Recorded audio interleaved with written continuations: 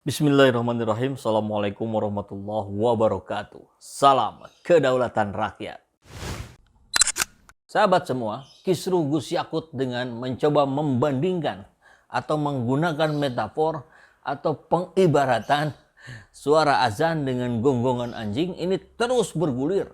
Seluruh tokoh, seluruh pakar, seluruh pejabat hampir tentu semuanya berbicara, merespon, menyesalkan dan marah dengan apa yang setelah diucapkan oleh Gus Yakut. Dan termasuk saya, rakyat jelata, juga sudah mengungkapkannya di video sebelumnya. Tapi di video kali ini saya ingin mencoba mengupas, menganalisa, memprediksi apa sebenarnya niatan Gus Yakut dengan ucapan itu. Tentu kalau niat yang sebenarnya hanya dia sendiri yang tahu dan Allah Subhanahu wa taala. Tapi karena dia seorang pejabat, maka kita, rakyat, berhak untuk melakukan analisa. Sebagai apa?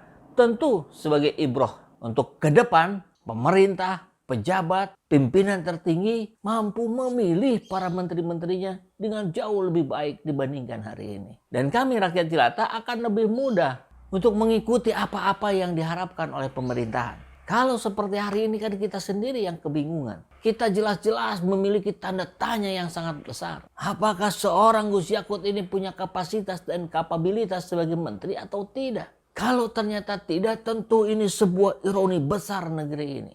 Ya, kita coba analisa ya, bagaimana seorang Gus Yakut menggunakan bahasanya. Jadi video itu kita dengar, dia mencoba menggunakan sebuah perbandingan. Dan normalnya manusia menggunakan perbandingan tentu ada alasannya. Pertama, bisa jadi dia mencoba mengurai sesuatu yang rumit menjadi bahasa yang sederhana, menjadi bahasa yang lebih mudah dimengerti oleh jamaah, oleh umat, oleh rakyatnya. Dan itu yang sering kita dengar dari tokoh-tokoh hebat seperti B.J. Habibie misalkan. Atau yang dilakukan oleh para dosen dalam memberikan teori-teorinya, kemudian dia menggunakan perbandingan dalam kehidupan sehari-hari agar lebih mudah dimengerti oleh mahasiswanya.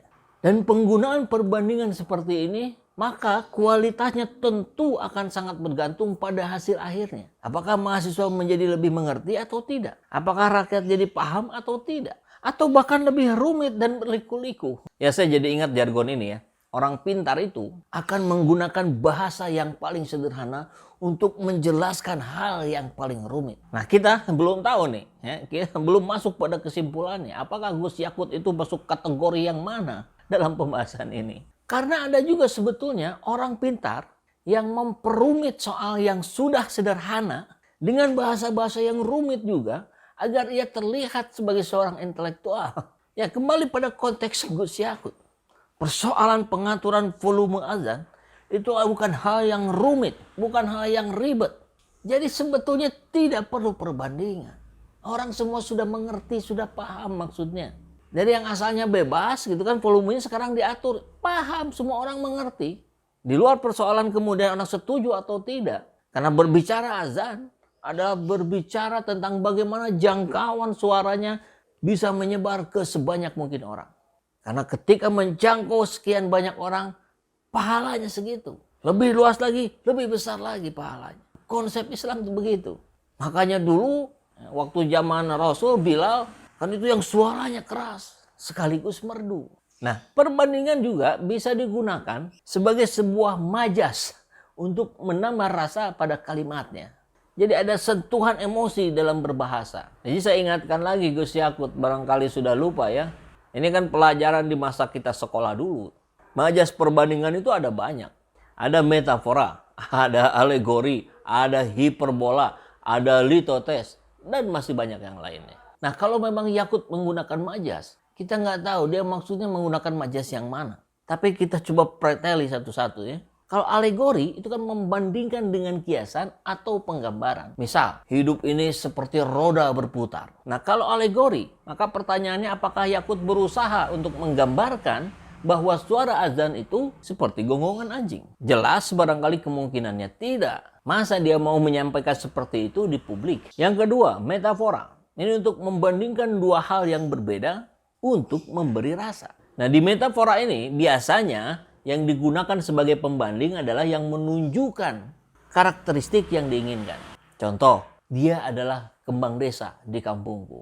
Apakah Yakut mencoba memberi rasa atau menganggap karakteristik azan itu bisa diwakili dengan gonggongan anjing?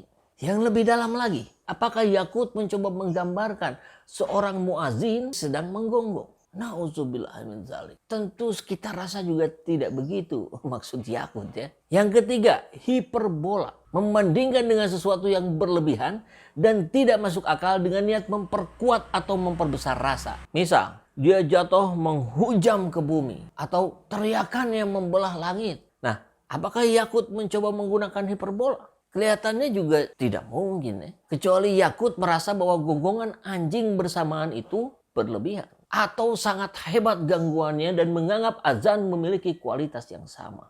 Yang keempat, litotes. Dia membandingkan sesuatu dengan penurunan kualitas untuk merendahkan diri. Misal, kamu masa sih mau datang ke gubuk saya?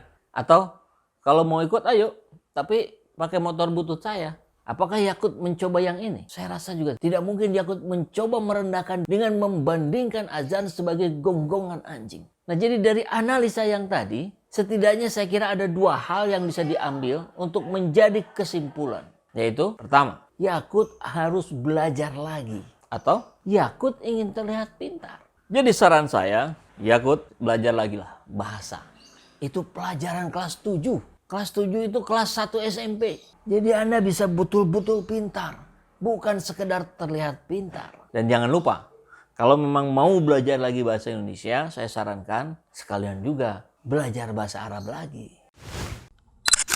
Bismillahirrahmanirrahim. Assalamualaikum warahmatullahi wabarakatuh. Sahabat semua, alhamdulillah program renovasi toilet masjid sudah berjalan seperti kita lihat di video ini. Dan mudah-mudahan seluruh amal jariah, donasi, wakaf dari sahabat semua untuk mendapatkan ganjaran dari Allah jauh berlipat ganda, bukan hanya di akhirat tapi juga di dunia. Begitu juga dengan program ADI, Akademi Dakwah Digital Indonesia. Kita sudah selesaikan di angkatan pertama dan tentu ini dilanjutkan dengan membuka angkatan kedua. Tentu upaya perbaikan terus kami lakukan untuk meningkatkan kualitas tanpa memungut biaya kepada para santri, kepada para siswa yang datang. Karena niatan kami adalah bagaimana terus-menerus memperbanyak para pendakwah-pendakwah yang bisa berbicara di depan kamera, yang bisa disebarkan di YouTube, di TikTok, di Instagram, di Facebook, dan di semua platform media sosial lainnya. Ini sangat perlu. Karena kita lihat musuh-musuh Islam, baik dari kalangan Islam sendiri maupun kalangan non-Islam, itu tidak henti-hentinya menebarkan video-video yang berupaya mendegradasikan umat Islam. Maka kita harus berada di garda terdepan untuk menghalau itu. Mudah-mudahan Allah memberkahi perjalanan kita. Bagi sahabat semua yang ingin terus membersamai kami dalam perjuangan dakwah ini, seperti biasa, sahabat bisa sampaikan donasinya di rekening yang ini dan mengkonfirmasikannya ke nomor yang ini. Mari kita berjuang bersama-sama.